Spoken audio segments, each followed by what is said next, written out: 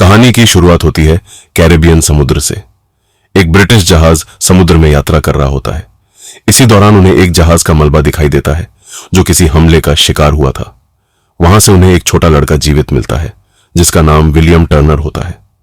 Governor स्वान की बेटी Elizabeth स्वान उस लड़के की देखभाल करती है। तभी उसे विलियम के गले में एक अजीब सोने का सिक्का दिखाई देता है। उस सिक्के पर समुद्री डाकुओं का निशान बना होता है। एलिजाबेथ समझ जाती है कि अगर किसी को यह सिक्का दिख गया तो विलियम को समुद्री डाकू समझ लिया जाएगा। इसलिए वह चुपचाप सिक्का अपने पास रख लेती है। समय बीतता है और 8 साल बाद कहानी हमें पोर्ट रॉयल लेकर आती है। एलिजाबेथ अब एक युवा लड़की बन चुकी है जबकि विलियम एक कुशल लोहार बन गया है। दोनों एक दूसरे को पसंद करते हैं लेकिन सामाजिक हैसियत के कारण अपने दिल की बात नहीं कह पाते। उसी समय समुद्र के बीच एक अजीब दृश्य दिखाई देता है। एक छोटी सी नाव में सवार एक आदमी धीरे धीरे पोर्ट रॉयल की ओर बढ़ रहा है। यह कोई और नहीं बल्कि मशहूर समुद्री डाकू कैप्टन जैक स्पैरो है। जैक का जहाज लगभग डूब चुका होता है लेकिन वह पूरी शान से बंदरगाह पर पहुंचता है। उसका असली उद्देश्य एक नया जहाज हासिल करना और अपना खोया हुआ जहाज ब्लैक पर्ल वापस पाना होता है।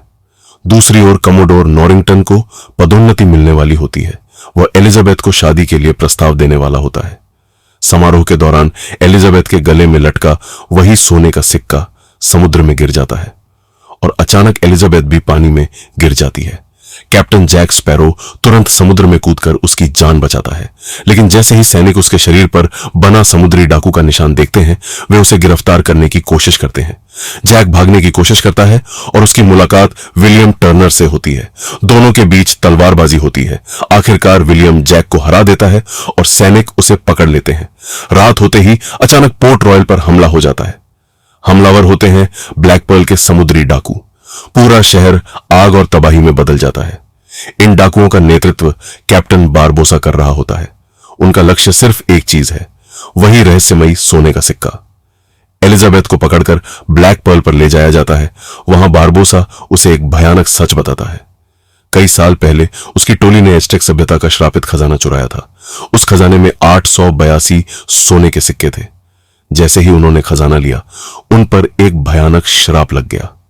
अब वे न तो मर सकते हैं और न ही जीवन का आनंद ले सकते हैं।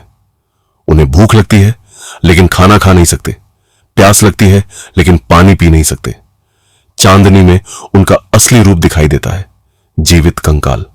उधर विलियम एलिजाबेथ को बचाने के लिए जेल से जैक स्पैरो को छोड़ाता है। दोनों एक जहाज चुराकर ब्लैक पर्ल का पीछा करने निकल पड़ते हैं। रास्ते में जैक अपने पुराने साथियों को इकट्ठा करता है और धीरे धीरे हमें पता चलता है कि कभी ब्लैक पर्ल का असली कप्तान वही था लेकिन बारबोसा और उसकी टोली ने उसके खिलाफ विद्रोह कर दिया था और उसे एक सुनसान द्वीप पर मरने के लिए छोड़ दिया था। अब जैक सिर्फ एलिजाबेथ को बचाना नहीं चाहता, वह बदला भी लेना चाहता है।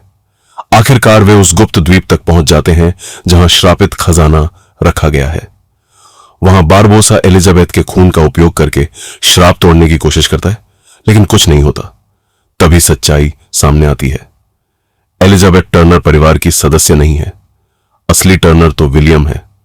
उसके पिता बूटस्ट्रैप बिल टर्नर भी कभी ब्लैक पर्ल के चालक दल का हिस्सा थे। इसका मतलब श्राप तोड़ने के लिए विलियम के खून की जरूरत है। बारबोसा तुरंत विलियम को पकड़ लेता है। अब अंतिम लड़ाई शुरू होती है।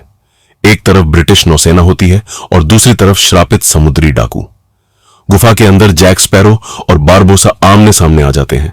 जैक चुपके से एक श्रापित सिक्का उठा लेता है और खुद भी श्रापित बन जाता है। अब दोनों अमर हो चुके होते हैं और एक दूसरे पर तलवार से वार करते रहते हैं। उसी समय विलियम अपना खून आखिरी सिक्के पर गिराकर उसे खजाने में वापस डाल देता है। श्राप टूट जाता है। जैसे ही बारबोसा फिर से इंसान बनता है, जैक अपनी पिस्तौल से वो एकमात्र गोली चलाता है जिसे उसने वर्षों से संभाल कर रखा था। गोली सीधे बारबोसा के सीने में लगती है। इस बार वह सचमुच मर जाता है। ब्लैक पर्ल का श्राप खत्म हो जाता है और बाकी समुद्री डाकू गिरफ्तार कर लिए जाते हैं। अंत में जैक स्पैरो को फांसी देने की तैयारी होती है लेकिन विलियम और एलिजाबेथ उसकी मदद करते हैं। कमोडोर नॉरिंगटन भी आखिरकार जैक को भागने का मौका दे देता है। उसी समय ब्लैक पर्ल के पुराने साथी वापस आते हैं और अपने कप्तान को लेकर समुद्र की ओर निकल जाते हैं। फिल्म के अंत में जैक एक बार फिर ब्लैक पर्ल के डेक पर खड़ा दिखाई देता है। उसका जहाज वापस उसके पास है, उसकी आजादी वापस उसके पास है और उसके सामने फैला है पूरा समुद्र, एक नए रोमांच के लिए तैयार। यही समाप्त होती है pirates of the Caribbean, the curse of the black pearl की कहानी।